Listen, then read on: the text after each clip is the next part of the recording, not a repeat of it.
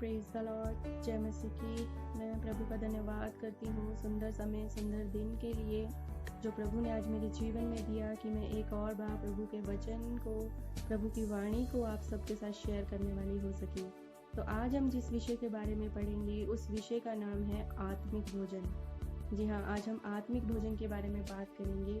क्या आप जानते हैं कि हमारी आत्मा को भी उसी प्रकार भोजन की आवश्यकता होती है जिस प्रकार से हमारे शरीर को होती है। तो ये आत्मिक भोजन क्या है? आत्मिक भोजन किसे कहते हैं? जो परमेश्वर के वचन है ये हमारी आत्माओं के लिए भोजन है। जिस तरह से अगर हम इस शरीर को भोजन ना दें या थोड़े समय तक हमें भोजन ना मिले, हम भोजन ना खाएं, तो हम कुछ भी अच्छी तरह से नहीं कर सकते हैं। हमारा शरीर जो है कमज़ोरी महसूस करेगा और उसमें बिल्कुल ताकत नहीं रहेगी किसी भी काम को करने की। ठीक उसी तरह से अगर हमें आत्मिक भोजन नहीं मिलता है, अगर हम अपनी आत्मा को भोजन नहीं देता है, हमारी आत्मा भूखी रह जाती है, तो हमारी आत्मा भी जो है कमज़ोरी को महसूस करेगी, उसमें भी बिल्कुल ताकत नहीं रहेगी और कोई भी ऐसा कार्य करने का मन नहीं करेगा जो कि आत्मिक तौर से किए जा सकते हैं, जिनकी हम उम्मीद करते हैं। हम लोग क्या करते हैं कि शरीर की भूख को मिटाने के लिए संसार की कई चीज़ों के पीछे अपना बहुत सारा समय बिताते हैं, बहुत कठिन परिश्रम करते हैं, मेहनत करते हैं, शारीरिक भोजन के लिए, काम करने के लिए ज़्यादा से ज़्यादा समय खर्च करते हैं। पर हमें देखना यह है कि हम अपनी आत्मा को भोजन देने के लिए क्या करते हैं, कितना समय देते हैं हम अपने आत्मिक भोजन के लिए। तो आज हम वचनों से सीखने की कोशिश करेंगे। आप निकालिए मेरे साथ मत्ती रचित सुसमाचार, उसका 4 अध्याय और 4 आयत। मत्ती रचित सुसमाचार 4 चैप्टर वर्स 4। यहाँ लिखा है, यीशु ने उत्तर दिया, लिखा है मनुष्य केवल रोटी ही से नहीं परंतु हर एक वचन से जो परमेश्वर के मुख से निकलता है जीवित रहेगा। तो परमेश्वर का वचन हमें क्या बता रहा है कि मनुष्य जो है केवल रोटी से नहीं परंतु हर एक वचन से जो परमेश्वर के मुख से निकलता है जीवित रहेगा। क्यों लिखा गया है यहाँ पे ऐसे? देखिए, अगर हमें यहाँ पे रोटी नहीं मिलती है, इस शरीर को भोजन नहीं मिलती है, तो ये सिर्फ इसी संसार तक है, इसी जीवन तक है। लेकिन यहाँ पे जिस जीवन की बात की गई है वो अनंत जीवन की बात की गई है। ये उस जीवन की बात की गई है जहाँ पे हमें सभी को जाना है। इस संसार में तो हम थोड़े समय के लिए है, उसके बाद हमें जहाँ जाना है वो जो जीवन है वो अनंत जीवन है। और वहाँ पे जो है हमारी शारीरिक रोटी नहीं, हमारी आत्मिक रोटी काम आएगी। अगर हमने अपनी आत्मा को भोजन दिया है, हम आत्मिक रूप से स्ट्रांग है, आत्मिक रूप से हमें ताकतवर है, तो हमें यही आत्मिक रोटी जो है अनंत जीवन देगी। क्योंकि वचन हमें बता रहा है कि हर एक उस वचन से जो परमेश्वर के मुख से निकलता है जीवित रहेगा। तो हमारे लिए बहुत ज़रूरी है कि पहले हम आत्मिक वचन जो है टाइम निकाले डेली वचनों को पढ़ने का, समझने का, सीखने का, और अपनी आत्मा को जो है जिस तरह से हम अपने शरीर का ध्यान रखते हैं उसी तरह से हम अपनी आत्मा का भी ध्यान रखें और आत्मा को भी भोजन दें, रोटी दें। कौन सा भोजन?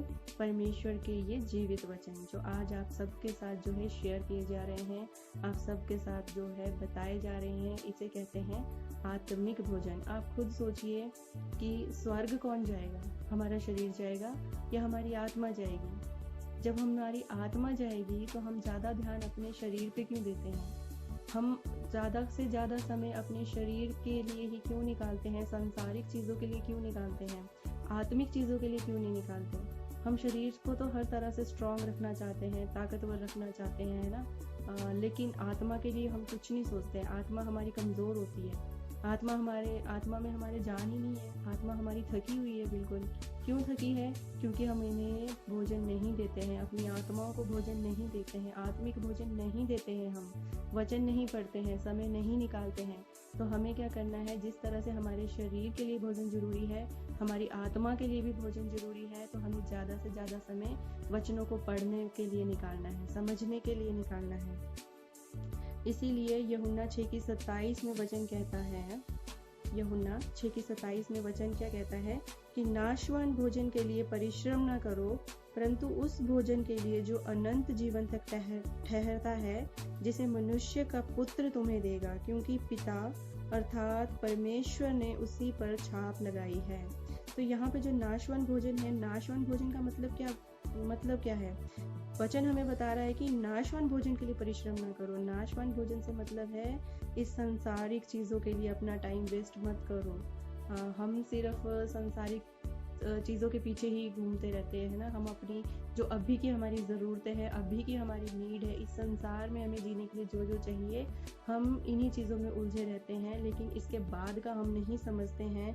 तो हम जो अपना सारा समय है वो इन्हीं चीज़ों के पीछे गंवा देते हैं। सारी मेहनत जो है वो इन्हीं चीज़ों, सांसारिक चीज़ों के पीछे ही करते हैं। सारा परिश्रम हम अभी तक के लिए कर रहे हैं, लेकिन हम आगे का नहीं सोच पाते हैं कि हमें अगर आगे जाना है, अगर हमें सच में स्वर्ग जाना है, उस परमेश्वर के पास जाना है, तो अनंत जीवन पाना है, तो हमें वहाँ के लिए भी मेहनत करनी पड़ेगी। वहाँ हम ऐसे नहीं जा सकते हैं। वहाँ के लिए भी हमें बिल्कुल तैयार होना पड़ेगा, मेहनत करनी पड़ेगी। परमेश्वर की मेहनत क्या है? परमेश्वर के वचनों को पढ़ो, उसे समझो, उसे अपने जीवन में लागू करो। ये हमें जीने का सही तरीका बताएंगे, ये हमें बिल्कुल आत्मिक तौर से मजबूत और दृढ़ करेंगे। तो वचन हमें बता रहा है कि नाशवान भोजन के लिए परिश्रम ना करो, परंतु उस भोजन के लिए जो अनंत जीवन तक ठहरता है। तो अनंत जीवन का भोजन मैं आपको बता चुकी हूँ। परमेश्वर के वचन है, जीवित कलाम है, परमेश्वर की आज्ञाएं हैं जिन्हें हमें मानना है, फॉलो करना है, ताकि हम अनंत जीवन के वारिस हो सके। आगे वचन बताता है कि जिसे मनुष्य का पुत्र तुम्हें देगा। कौन देगा ये अनंत जीवन हमें?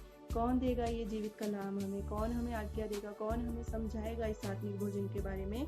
तो वचन बता रहा है मनुष्य का पुत्र अर्थात प्रभु यीशु मसीह। अगर आपको आत्मिक भोजन चाहिए, अगर आपको अनंत जीवन के लिए तैयार होना है, अगर आप स्वर्ग जाना चाहते हैं, तो आपको अपने शरीर के साथ साथ आत्मा को भी तैयार करना पड़ेगा। और वो आत्मा हमारे लिए कौन तैयार करता है? प्रभु यीशु मसीह, जो हमें सही रास्ता दिखाएंगे। हमें उनके पीछे चलना है, हमें पहले उनको मानना पड़ेगा। क्यों मानना पड़ेगा? क्योंकि वचन बता रहा है कि पिता अर्थात परमेश्वर ने उसी पर छाप लगाई है।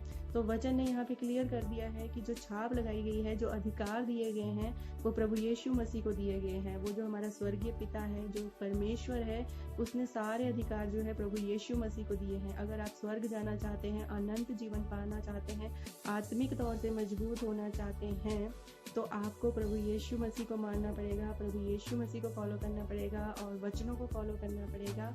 तभी जो है हम स्वर्ग जा सकते हैं, अनंत जीवन पा सकते हैं। क्योंकि वचन हमें बता रहा है कि जो पिता परमेश्वर है, उन्होंने जो छाप दी है वो प्रभु यीशु मसीह को दी है। मतलब जो अधिकार दिए हैं वो प्रभु यीशु मसीह को दिए हैं। तो जिस तरह से मैं आपको बता रही हूँ कि परमेश्वर का वचन हमारी आत्माओं के लिए भोजन है। देखिए, अगर हमारा शरीर तंदुरुस्त है, हमारे शरीर में ताकत है, एनर्जी है, तो शारीरिक काम तो हम कर लेंगे।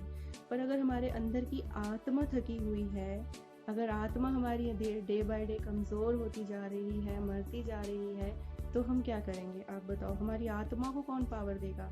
हमारी आत्मा को कौन एनर्जी देगा? आप वचन के जरिए समझने की कोशिश कीजिए। आप निकालिए मेरे साथ यशायाह उसका 40 चैप्टर 29 वर्स। यशायाह 40वां अध्याय 29वीं आयत में क्या लिखा है? वह थके हुए को बल देता है और शक्तिहीन को बहुत सामर्थ देता है। कौन देता है थके हुए को बल? परमेश्वर, प्रभु यीशु मसीह। कैसे देते हैं? अपने वचनों के द्वारा। अगर हम वचनों में मजबूत है, अगर परमेश्वर का जीवित कलाम हमारे पास है, परमेश्वर के वचन हमारे पास है, तो ये हमें जीने का तरीका बताते हैं। हमारी हर प्रॉब्लम का सॉल्यूशन इन वचनों में है और यही वचन है जो हमें बल देते हैं और शक्तिहीन को बहुत सामर्थ देते हैं। जब हम अपने आप को बिल्कुल कमज़ोर महसूस करते हैं, बिल्कुल शक्तिहीन महसूस करते हैं, तो यही वो जीवित कलाम है जो हमें सामर्थ देते हैं। थके हुए को बल से मतलब क्या है? थके हुए, आज की डेट में हर इंसान थका हुआ है। कोई शारीरिक रूप से थका है और कोई मानसिक रूप से थका है। शारीरिक से ज़्यादा आजकल मानसिक रूप से थके हुए लोग हैं। अपनी परेशानियों से थके हुए लोग हैं। लाइफ में कोई काम नहीं बन पा रहा है, कोई प्रोग्रेस नहीं हो रही है, कोई तरक्की नहीं हो पा रही है, कोई भी कार्य, जिसकी वजह से हमारे अंदर जो है हीन भावना आती जा रही है, हमारे अंदर नेगेटिविटी आती जा रही है। और इस नेगेटिविटी के कारण जो है हमारी आत्मा अंदर ही अंदर कमज़ोर होती जा रही है। क्यों होती जा रही है? क्योंकि इसे आत्मिक भोजन नहीं मिल रहा है। आत्मिक भोजन हम देते ही नहीं है, हम समय नहीं निकालते इसके लिए, आत्मा के लिए तो हम समय नहीं निकालते कि हम अपनी आत्मा को भी भोजन दें। अगर आप वचन पढ़ेंगे, परमेश्वर के वचनों को समझेंगे, पढ़ेंगे, तो यही वो वचन है जो थके हुए को बल देंगे, जो अपनी परेशानियों से हार चुके हैं, अपनी लाइफ से हार चुके हैं, अपनी सिचुएशन जिनके हाथ से निकल चुकी है, कंट्रोल में नहीं है, हर तरह की परेशानी में है, दिक्कत में है, तकलीफ में है, दुख में है, तो इन सभी चीज़ों से जो है वो सिर्फ और सिर्फ परमेश्वर के वचन हमें निकाल सकते हैं। यही वो वचन है जो बल देंगे, थके हुए को बल देंगे। जो आत्मिक रूप से बलवान होगा, जो आत्मिक रूप से स्ट्रांग होगा, वही इन चीज़ों से बाहर निकल सकता है, वही अपनी परेशानियों से बाहर निकल सकता है। अदरवाइज शरीर कुछ नहीं कर सकता है, शरीर तो शरीर तक ही है, लेकिन आत्मा को मजबूत करना बहुत ज़रूरी है। और आत्मा को बल सिर्फ और सिर्फ परमेश्वर के वचन देंगे। तो आपको जो है ज़्यादा से ज़्यादा समय वचनों को पढ़ने में लगाना है, वचनों को समझने में निकाला है। एक और वचन से हम समझेंगे और फिर उसके बाद जो है ख़त्म करेंगे। आप निकालिए मेरे साथ यूहन्ना 6वां अध्याय और उसकी 58 वर्स। यूहन्ना 6 का 58। यहाँ पे वचन में क्या लिखा है? जो रोटी स्वर्ग से उतरी यही है, यह उस रोटी के समान नहीं जिसे बाप दादों ने खाया और मर गए। जो कोई यह रोटी खाएगा वह सर्वदा जीवित रहेगा। हालेलुया। परमेश्वर का वचन हमें साफ बता रहा है कि जो रोटी स्वर्ग से उतरी वो यही है। तो हमारे लिए जो ये रोटी है, ये परमेश्वर के जो जीवित कलाम है, वचन है, ये डायरेक्ट स्वर्ग से उतरे हैं, जो परमेश्वर ने हमारे लिए दिए हैं। हमारे लिए ऐसी रोटी दी है जिससे हम तृप्त होंगे, हमारी आत्मा तृप्त होगी, हम कमज़ोर नहीं होंगे।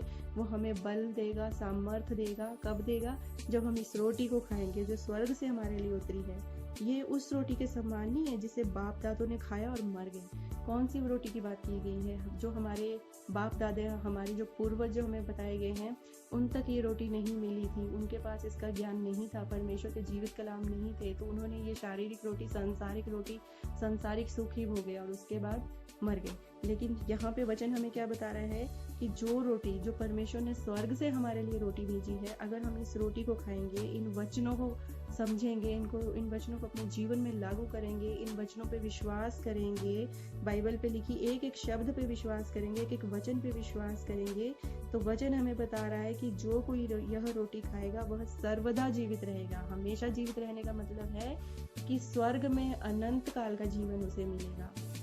यहाँ तक का जीवन तो जब तक है तब तक है, लेकिन उसके बाद का जो जीवन है वो मायने रखता है कि हम उस अनंत काल के जीवन के वारिस बनते हैं या नहीं बनते हैं। तो अगर हमें उस अनंत काल के जीवन के वारिस बनना है, तो हमें स्वर्ग से जो हमें रोटी दी जा रही है, हमारी आत्मा के लिए दी जा रही है, हमारी आत्मा को तृप्त करने के लिए जो रोटी दी जा रही है, हमें इस रोटी को खाना होगा।